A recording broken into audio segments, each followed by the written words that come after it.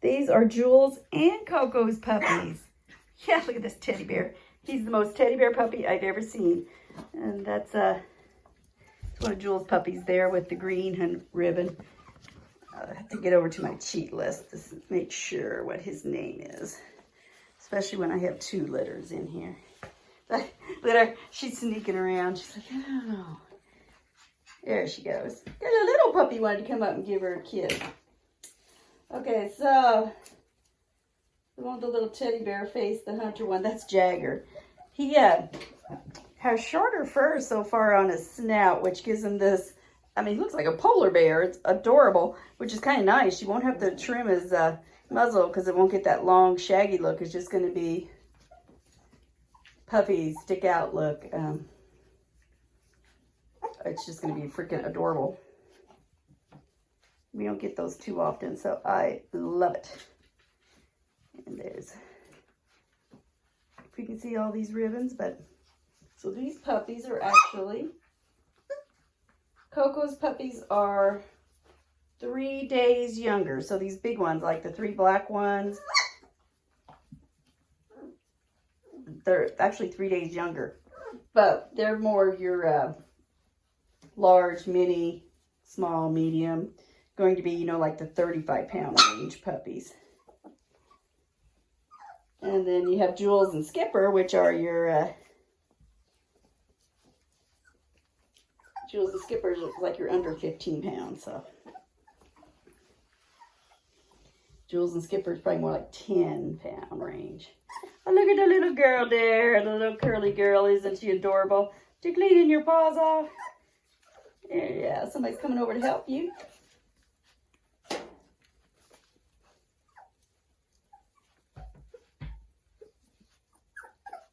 Is that the little Cooper boy? He's this shiny, shiny black. Yeah, you're my little Cooper boy. Yeah.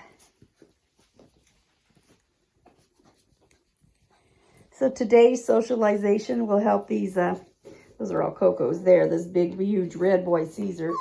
And then that lime ribbon, Sissy. She's adorable. Chewing on the toy. Okay, go get that toy.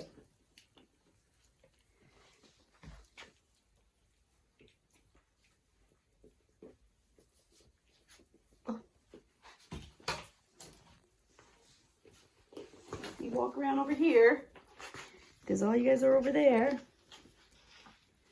And someone pottied on the floor.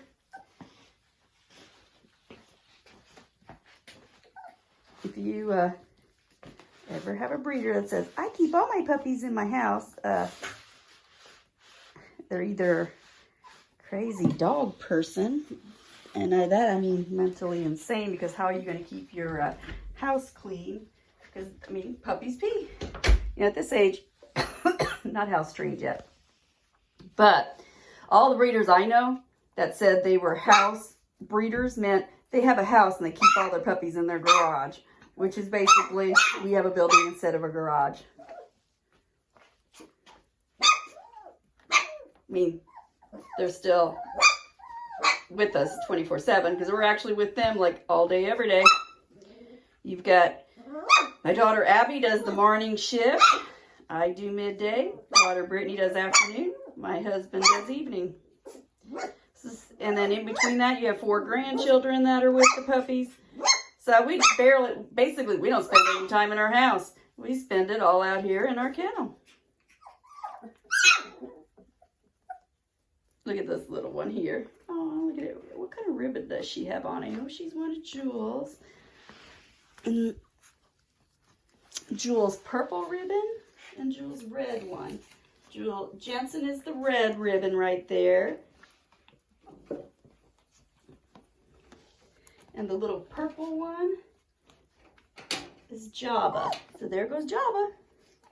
Wag, wag, wag, wag. Yes. And then this big blue one by my feet, and I'm talking about ribbons here, is Judo. And there's Java. And then this big one's Caesar. And then look, you have this red ribbon one that's on top of the line. That's Jensen. He's taken down Sissy from sorry, Coco's litter. Then that pink one's Cabo, pink ribbon. And then the little pink ribbon's Joy.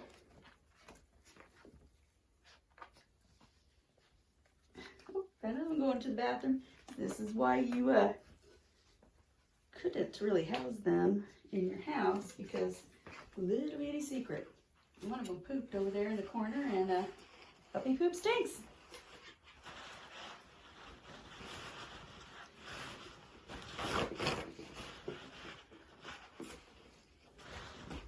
They get much better. About 7 weeks old, they really start being able to hold it for about an hour in here. Oh, see, yeah, that's got to clean that mess up. Come on, you guys, I got to clean mess up. Get out of my way. I'm one-handedly cleaning up a mess.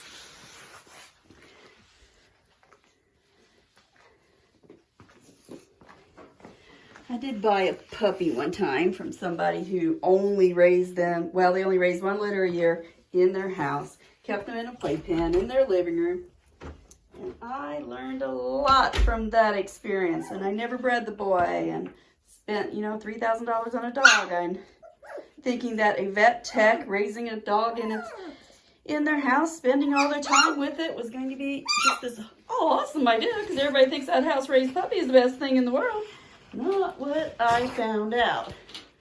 So what I learned is, I think what the person did, because they were in the house, either she was holding them too much, or she just left them in this playpen all the time, or it just, all the things going on just overwhelmed this puppy, because it was the most neurotic puppy I had ever seen.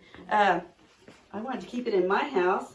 It was a start of me having a white line. It was a white golden doodle, and it was a white golden doodle with an apricot appearance, which I wanted because the apricot makes it soft. The white only background I've had in the poodle makes the coat wiry. So here I thought I found this perfect combination puppy. But anyhow, on the way home, it whined and cried all the way home. So unless I was holding it, it was crying, which was only the beginning. 3 months later, that puppy was still pooping in its crate every night. It had neurotic issues. It would run through the yard, run into a dandelion, it would turn around and attack it and bite it. So this dog was just messed up. So I like to introduce puppies gradually to new environments, such as today, meeting a new litter of puppies, making friends, socialization. I vacuumed in here earlier because there was some shredded paper on the floor, and dogs get groomed over there in the grooming room next door. There's my hall of fame, all the dogs pictures that customers have sent over the years. And then you go around the room, there's all the toys that go home with puppies, and out there is the kennel. So like when you come in here, you got these windows in both corners and the door behind me that go out to the kennel, so everyone can see how my adult dogs are housed. They're kept inside the building. Their kennel runs are 6 feet by 24 feet. Then they have a insulated dog house. I'm looking at one laying in a dog house right now. She said, "You talking about me?" And then they have like a rubber pad, that's padded area where they also lay down, sleep, and nap. And then they go outside and they have another acre fenced in where they can run. And then there's a building that we have that's just it's just a nursery. So it's my expectant mothers and with newborn puppies. Then when the puppies get weaned, they go to the next building. Now in there, their kennels are, look at this little girl, 6 by 6 feet. So what I do is I put shredded paper in the back 2 feet of it.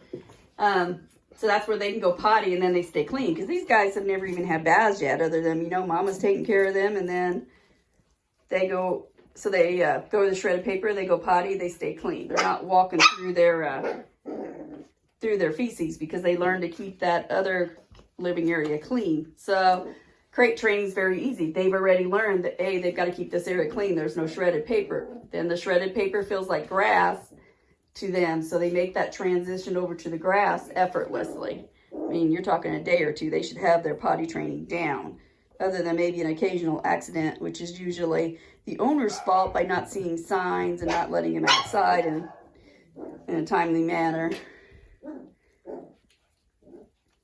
But I just recommend the first day or two, just take them outside every hour. Take them over to the door, have them touch that doorbell that I'm sending home with you. Have them ring it with their nose or their paw.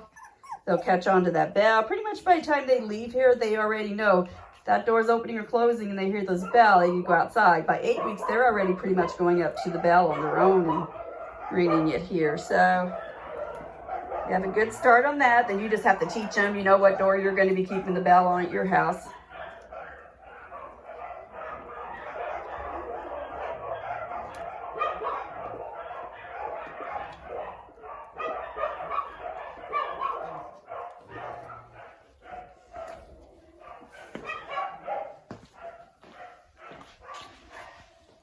So just going back to like people that say they keep puppies in their house.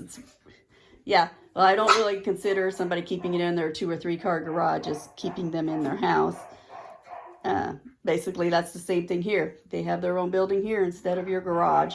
And we're with them pretty much all day, every day. We teach them to sit at your feet for attention, not jump on you. So we're teaching them manners. How are you on the sit? Oh, Juju, good baby. There's her sit at 5 weeks old. You're doing good with your sit. Yeah. Caesar, are you going to come over here and sit too? Yes, learn to sit by my feet for attention. I love it. Both of you are. Good babies. So we get that down. And we just work on manners while they're here. And every day's early stimulation training from 3 days on. So every puppy gets held, cuddled. You lay them on their backs. You rub their bellies, their ears, their paws. So they get used to all this. So that grooming, you know, is easy on the groomer because you've already taught them just to sit still. Basically, they don't care. I mean, I even had a dog here that was so funny. It would be like, you'd lift up one paw and you'd shave away the hair under the underarms, and then it lift up the other front leg, like, okay, now you gotta do this one, you know, and then they stand up and they do it for the back one. Okay, go under this leg. Oh, wait, now I'm gonna stretch this one out for you to get. It's hilarious. There's a local trainer. She lives 25 miles from me. Her name's Andrea Bauer, and I met her through one of my customers. I have a customer in Newburgh, Indiana, that had adopted 3 puppies from me, and it was so funny. We joked. It was every 4th of July weekend for 3 years in a row. And then the 4th puppy, she came back and got to me, and it was Labor Day weekend. And she said, well, this puppy isn't going to be mine. I'm taking it directly to this trainer that trained my other 3 dogs, and then I'm sending it off to my daughter at grad school. So I said, wow, your other 3 dogs. And I knew these were great, well-behaved dogs because she's got all kinds of pictures of them, all 3 perfectly posed and well-behaved. And so I asked her who trained them, and she told me it was Andrea Bauer. So I started recommending customers to her, and all my customers have been very pleased. And her husband was here. I mean, they've told me a couple of times, but her husband was just here last week to pick up a puppy. And he said they love our puppies because they are miles ahead already on training, and they are so much more easier to train than other breeders. And they have one of my puppies now, one of my dogs, because they've told me for years they had a couple of big dogs yet, and they were waiting for them, you know, to get older. And then when the time came, they said whenever it was time to adopt another puppy, it would only be one of mine because they love the personality of my dogs. And look at them all settling down now. That's the one that looks like a bear, teddy bear. Oh, yes, you're the one that looks like a polar bear. Hi, they all love me. And we're starting with training at 3 days old, that early stimulation training. It's actually developed by the military to make a more intelligent, workable dog. And I think all that goes along with their confidence.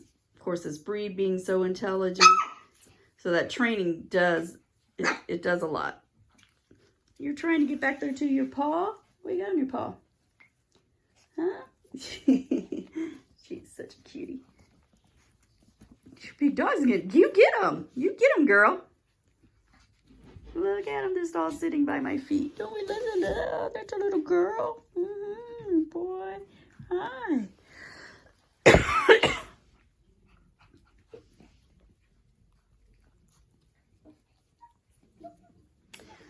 But with the early stimulation training and starting training at 3 days old, you know, all my puppies end up in this, well, if you go by this puppy test that's designed to test your puppies to see if they're going to be working class or, you know, well-behaved puppies, you know, perfect pet.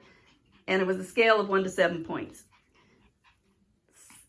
So I was temperament testing all my puppies at the 5-week-old recommended age doing this puppy test. And all my puppies were landing in that 3-4 range. So somewhere in between there. And which meant it was either a perfect pet companion, or service dog. So I don't do the paper training anymore. Or that, you know, writing it down. Actually taking out that paper and running my puppies all the way through the skills. Because now I know the skills. Do they come when they're called? Do they have a big toy drive? Do they like people, basically? Can you lay them on their back? So now all these, I just run them through basically, that's what I'm teaching them. So they all know that pretty much by this age. So they all end up pretty equal in personalities. You know, and when you're starting training at 3 days old, and you're with these puppies every day, you learn who, say, if you had a puppy that didn't allow you to put him on his back and was more aggressive, or I had a puppy that was shy, then I work with those puppies, which means I'm just putting them through these double the amount of training. And then, you know, that way if you're starting out early, you can work them out of all that. So by the time they're 5 weeks old, 6 weeks old, they all have virtually the same personalities. And that is what makes my puppies different from other breeders. Because if you have somebody that ignores their puppies till they're 8 weeks old, it's going to be harder to train them. Because first, the puppy's going to have to get used to people. And children and other dogs. And we try to do all that here.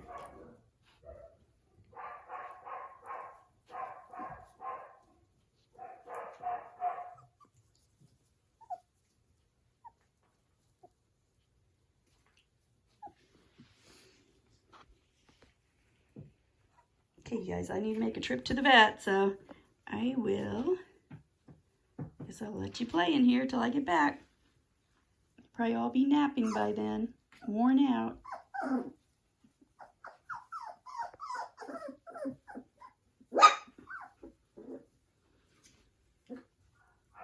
Hi. Hi, sweetie. Hi, sweetie.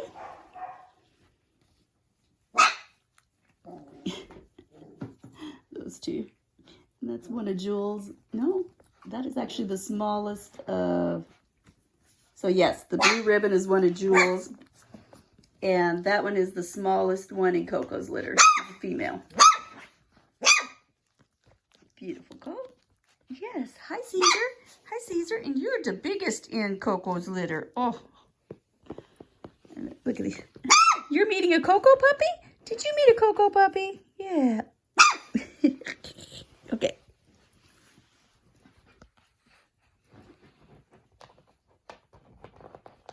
You guys settling down? You're tired? Okay, I'll let you rest.